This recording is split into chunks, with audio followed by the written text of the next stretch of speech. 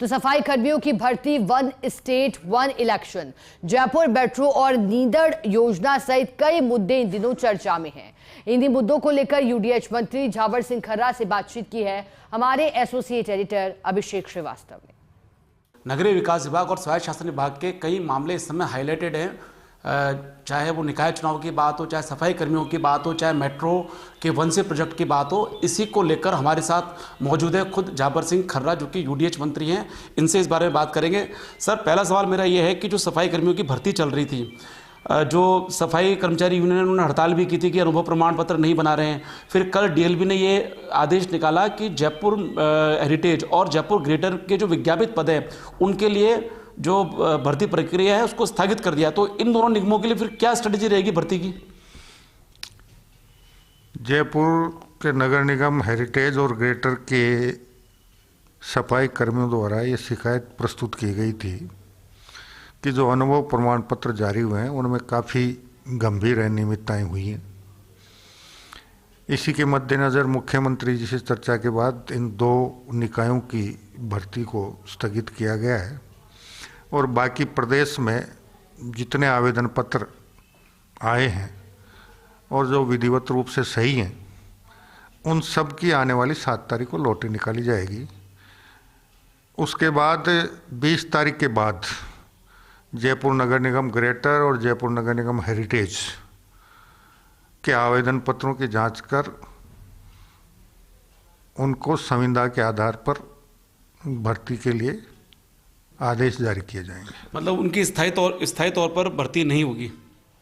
उनका कहना यह है कि 2 साल पहले जो बीट सिस्टम था उसमें व्यक्ति का कहीं भी जो जिन लोगों को सफाई के काम में लगाया गया था, निगम ने भी आदेश जारी किया कि हमें 50 सफाई कर्मी उपलब्ध करवाएं। ठेकेदार ने भी एक पत्र लिख दिया कि मैं 50 सफाई कर्मी उपलब्ध करवा रहा हूं और बिल भी उसने 50 सफाई कर्मी इस दर से इतने रुपए बनते हैं के आधार पर प्रस्तुत कर दिया। इसलिए उनका कहीं रिकॉर्ड नहीं मिल पा रहा है। इसलिए ये यहाँ अनुभव प्रमाण पत्र की जो दिक्कत आई है, तो वहाँ यहाँ के सफाई कर्मियों की यूनियन का ये मानना था कि हमें एक बार रोक दिया जाए और उसके बाद हमें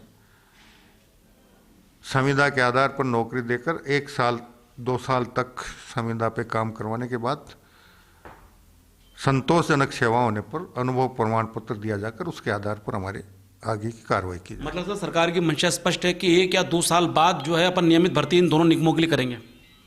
बिल्कुल स्पष्ट है। एक सर, जो निकाय चुनाव को लेकर बात हो रही है, जो मुख्यमंत्री दिया कुमारी ने जब वित्त मंत्री के तौर पर बजट रखा था तब उन्होंने घोषणा भी की थी वन स्टेट वन इलेक्शन, और इसी के चलते भी अपन ने जो 49 निकाय हैं जिनमें नवंबर में चुनाव होने थे उनमें अपन ने उन सहित कई निकायों में अपन ने नए सिरे से वार्डों के पुनर्गठन की घोषणा करी और काम भी चल रहा है। तो sir, one state one election किस तरह से लागू करेंगे?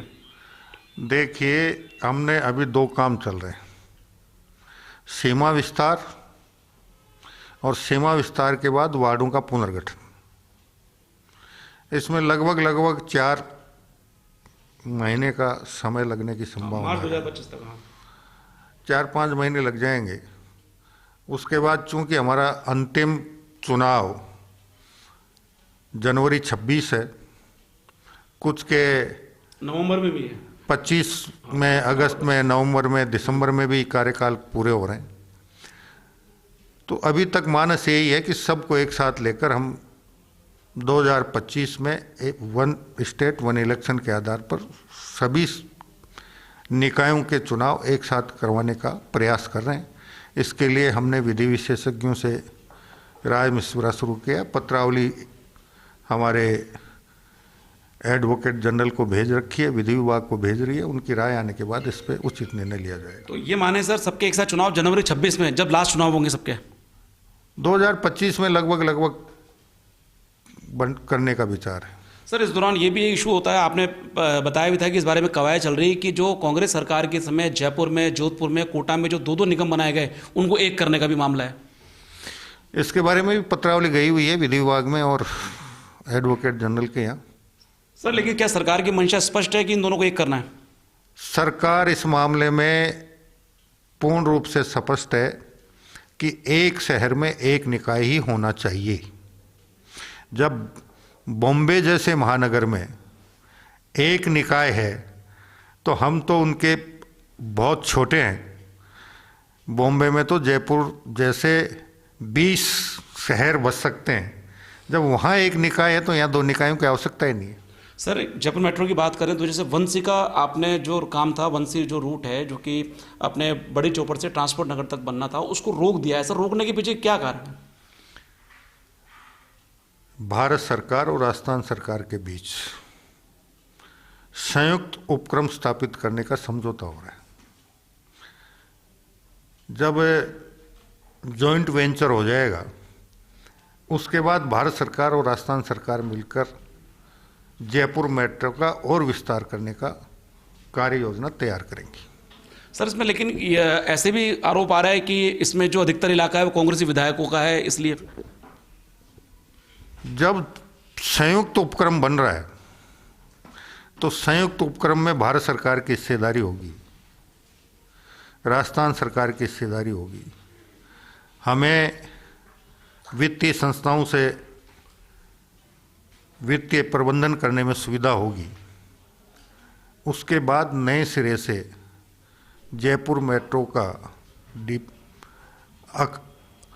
आकलन करवाकर किस किस रूट पर सर्वाधिक आवश्यकता है, कितना विस्तार किया जा सकता है, इस पे विचार विमर्श करके फिर नए सिरे से डीपीआर तैयार करवा के जयपुर मेट्रो का विस्तार किए जाने का प्रस्ताव है। सर जेडीए की नीदड़ योजना के लिए आपने कहा था कि नवंबर तक काम शुरू हो जाएगा मौके पे, लेकिन अभी काम शुरू नहीं हो रहा। किसानों का एक गुट है जो कि विरोध भी कर रहा है। कल उप मुख्यमंत्री दिया कुमारी की अध्यक्षता में मीटिंग भी हुई थी, वहाँ बड़ा इशू ये सामने आया था कि जहाँ की जो कॉलोनियाँ बसी हुई हैं उनको किस तरह से रेगुलाइज किया जाए या आवंटन किया जाए, तो उसको लेकर क्या मंशा है सर? क्योंकि नीदड़ योजना 2010 से आज 14-15 साल हो गए सर, लंबी चल रही है। और दूसरा एक किसानों का गुट है जो कि ये मांग कर रहा है कि हमें आरक्षण पत्र दें, हमें भूखंडों का आवंटन करें।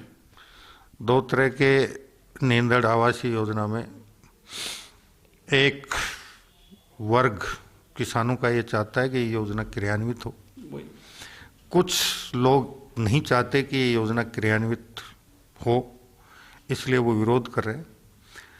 इसीलिए हमने इसके पूरे का अवलोकन करवाने के बाद इस परियोजना में जो आवास बने हुए हैं ढाणी के रूप में या कॉलोनी के रूप में, उसको किस प्रकार समाहित किया जा सकता है, नियोजित तरीके से जो समाहित होने वाले हैं उनको नियोजित तरीके से समाहित करेंगे और बाकी को दूसरी जगह स्थानांतरित करके उनके पुनर्वास का प्रयास किया जाए। सर किसानों का जो धड़ा इस योजना का विरोध कर रहा है उसका ये कहना है कि नए अवाप्ति अधिनियम में अवाप्ति की जाए। अब ये कल बात आई है, उससे पहले ये बात नहीं थी। उनसे भी बात कर लेंगे और अगर इस प्रकार की कोई समस्या है तो उसका भी नियमानुसार विधि अनुसार जो भी समाधान होगा करने में कोई किसी प्रकार की कोताही नहीं बरती जाएगी। सर जब आप मंत्री बने थे तो आपने विभाग की पहली मीटिंग ली थी, उसमें आपने ये कहा था कि पिछली सरकार में लैंड फॉर लैंड के मामले में कहीं गड़बड़ियाँ हुई है। इस समय तो आपने कई तरह की जांचें, टेंडर की हो चाहे सुविधा क्षेत्र की, आपने कई तरह की जांचें भी मतलब मामले मांगे थे, लैंड फॉर लैंड का ही मांगा था। सर उसमें क्या रहा, क्योंकि अब आज करीब साल भर हो जाएगा सर। लैंड फॉर लैंड के जितने भी प्रकरण थे वो सारे के सारे मंत्रिमंडलीय उप समिति के समक्ष विचाराधीन है। उनके पास 2 तरह के प्रकरण विचाराधीन है, एक सरकार के अंतिम 6 महीने वाले और एक भूमि के बदले भूमि वाले। अब जैसे जैसे समिति की मीटिंगें हो रही हैं वो जो भी निर्णय करेंगे उसके मुताबिक आगे कार्रवाई होगी। सर एक लास्ट सवाल राइजिंग राजस्थान को लेकर। राइजिंग राजस्थान अभी 9, 10, 11 को हो रहा है सर, और अपने जो प्री सबमिट अपन ने की उसमें यूडीएच एलएसजी की भी कहीं हुए, तो उनके एग्जीक्यूशन की सर क्या प्रक्रिया रहेगी? कैसे ये अपन सुनिश्चित करेंगे कि वाकई जो एमओयू हुए हैं उनको धरातल पर उतारा जाए? देखिए, राजस्थान सरकार ने अधिकारियों की जिम्मेदारी कर दी है, सब अधिकारियों को नियुक्त कर दिया है और 9, 10, 11 में जब निवेशक आएंगे उनके साथ विचार विमर्श होगा, वो अपनी कोई समस्याएं बताएंगे, हम उन समस्याओं का समाधान कर कोशिश यही करेंगे 2025-2026 में सारे के सारे समझौते पत्र धरातल पर निश्चित रूप से उतरें, इसमें किसी प्रकार की कोई बाधा होगी उसका तत्काल निराकरण किया जाएगा। सर, राइजिंग राजस्थान को लेकर जो जेडी है पूरे शहर को चमका रहा है, मतलब जगह जगह जो मार्ग है उनको रंग रोगन किया जा रहा है, उनकी सड़क ठीक की जा रही है, लेकिन सर जो मुख्य वैकल्पिक मार्ग है कैलगरी रोड कि अगर कोई अजमेरी गेट से कोई आ रहा है वीआईपी और अगर उसको सीतापुरा जाना है तो वो कैलगरी रोड होते हुए ही जाएगा। लेकिन कैलगरी रोड के कल हमने सर खबर करी वहाँ पे बिल्कुल बदतर हालात है। वहाँ पे सीवर लाइन बह रही है, सड़क जो निगम ने सीवर लाइन खोदी थी वो खुद ही पड़ी है बेतरतीब है, तो मतलब उसके लिए जेडीए का ध्यान नहीं गया, तो उसको लेकर क्या कहेंगे? देखिए, जो प्रमुख मार्ग है उनका तो हम कर ही रहे हैं, बाकी जयपुर शहर के सीवरेज के लिए एक व्यापक परियोजना पे काम चल रहा है